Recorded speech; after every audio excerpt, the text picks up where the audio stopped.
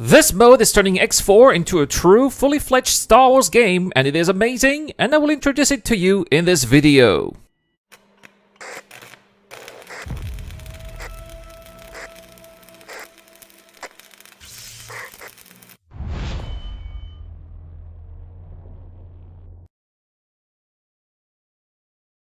Hello everyone and welcome to the channel. It's the Eradicator, and today I will talk about Star Wars Interworlds, which just had its long anticipated 0.6 update. Interworlds is, of course, for those who are not accustomed to X4, a total conversion mode that aims at completely changing the X4 game and turning it into a space combat training and exploration game, set in the Star Wars universe that so many of us wished LucasArts and then Lucasfilm Games would have made. And so yesterday, as I'm writing these lines, the developers behind the mod have released its 0.6 version, which further transforms the explorable universe of the game into a believable Star Wars playground, with of course, a full roster of Star Wars crafts, but, and this is the main attraction of this patch, a completely revamped map with actual locations of the Star Wars universe that we get to see in the movies, comics, or TV shows, which is quite a change compared to version 0.5, which still had the original X4 sectors. Now, on top of that, in addition to the game's generic stations that make up the economy, we now have authentic Star Wars stations like the ones that we see, for example, above Scarif in Rogue Squadron, which again is definitely going to add additional sense of immersion when playing this mode.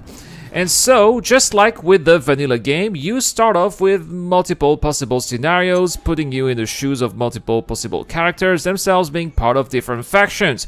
It can be an Imperial Remnant, for example, a captain there seeking to restore the glory of the Galactic Empire. It can be a New Republic trader looking for new opportunities, or maybe a rogue bounty hunter hated by everyone. There really is everything for all kinds of tastes. As far as I'm concerned, I chose the New Republic trader because I prefer Rebel and then New Republic ships, just like in the vanilla X4 game. For example, here you start off with a creepy and crappy vessel that will not give you the opportunity to do much, and it is going to be through the exploration of the universe around you and also the various missions that you will be able to complete that you will be able to progress in the game.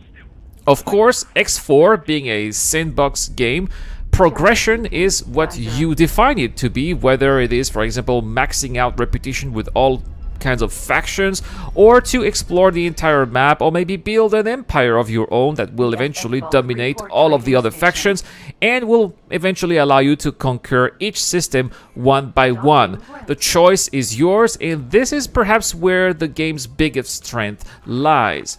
But before you get a chance to conquer the galaxy, you will have to make a name for yourself, and that can be done via a large selection of different activities. You can, for example, patrol different sectors, which will also give you a chance to look for future business opportunities, especially if you place satellites near the stations. Or maybe you can visit later those stations to then stay tuned to what they will be offering to buy and sell. You can also choose to escort a trader, which will give you a taste of ship-to-ship combat eventually, which also going to listen to these amazing sound effects, by the way, that have been faithfully recreated for the mode.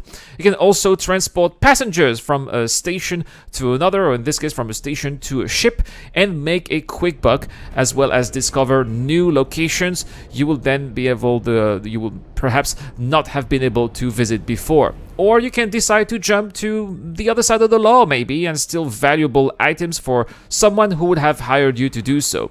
And then, once you have enough money, we highly recommend that you start building a fleet of miners so that you can therefore create for yourself a nice little stream of passive income, which will gradually fill in your bank account while you travel the galaxy, wandering around the wonders of Coruscant, Corellia, or Naboo.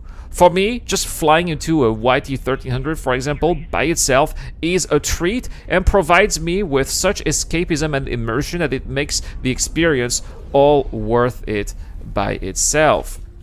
So there you have it, guys, a quick intro to Star Wars Interworlds version 0.6, sorry, a total conversion mode for X4, and I'll put a link in the description down below if you want to check it out. On a side note, to make it work, you will need X4's latest DLC, Ties of Avarice, and if you like what you saw in today's video, please let me know in the comment section down below. I would love to make more videos of this game, and perhaps of battles I would take part of as I progress down my own campaign. As always, if you like this video, also please let me know by smashing that like button and tickling the YouTube algorithm by subscribing for more regular gaming content. This has been the Eradicator. Thank you so much for watching. I will see you guys later.